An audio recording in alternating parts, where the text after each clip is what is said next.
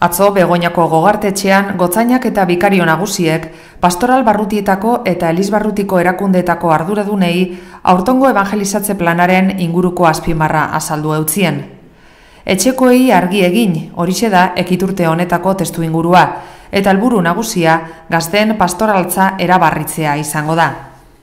Gotzainak, krisiak batezbe gazteak astintzen dauazala gogoratu eban, eta zentzu horretan, 3 gotzainek aurkeztutako idazki pastorala ekarri eban gogora.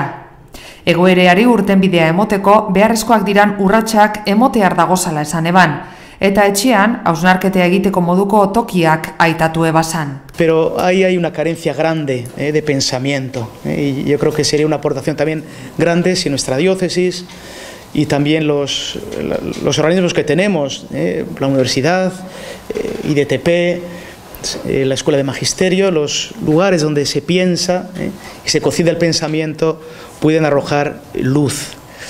Gotzainak bake eta dizkidetzearen gaia ekarri eban gogora, eta ekiturte pastoralean azaldu ebanez, eliztarren alkarteak zeregin horretan zeresana daukala azpimarratu eban. Todos somos conscientes de que las expectativas de alcanzar una paz definitiva son más grandes que nunca. Se van dando pasos, algunos los hacen con más decisión, otros con menos decisión, algunos con reticencias, otros quizá con más confianza. Pero es verdad que todos tenemos que aportar y tenemos que sumar en este camino. Bikario nagusiak, Angel Mari Unzuetak, aurtongo azpimarraren arrazoiak eta aurrera begirako ekintzak azaldu ebazan topaketan. Gazte pastoraltza erabarritzeko orduan, elizbarrutiko erakunde ugari zuzenean dagozala sartuta adirazo eban. Afecta sin duda a lo que solemos llamar las instancias territoriales, parroquias y unidades pastorales. Constituye asimismo un reto para las pequeñas comunidades, para las asociaciones y movimientos.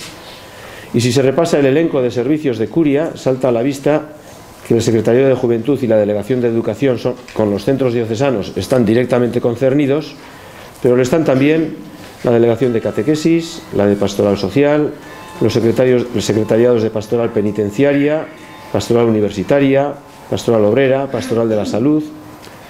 Y en este sentido también veíamos que la mayor coordinación de los servicios de la curia aparece desde esta acción también como un criterio rector para su remodelación. Topaketan, 3 errealidade, 3 esperientzia azaldu ebezan. Ester Crespok, 4. eta 5. bikaritzetan, gazteakaz egiten dabilzana azaldu eutzien bertaratutakoei. Urteen porosuz, frutuak emoten dabilen errealidadea bizidabe inguru honetako gazteek. En definitiva, pensamos que este proceso permite que los adolescentes vayan realizando un discernimiento vocacional como jóvenes cristianos que les pueda llevar a formalizar un compromiso y a confirmar su fe con la celebración del sacramento de la confirmación. Sestaoko pastoral barrutiko katekesi arduradunak, Marisa Quintanok, gazte ederrak taldearen esperientzia kontau eban. Urte batzuetan, gero eta gazte gehiago dago taldearen barruan. Igaz, injustiziaren kontrako kanpaina baten hartu eben parte. Azkenik, kidendako arduradun batek, beste leku batzuetako errealidadei laguntzea emoteko proiektuan gazte askok hartzen dabela parte azaldu eban. Topaketearen amaieran, ekiturteko alkartasun zeinua maiatzaren 11 izango dala azaldu zan.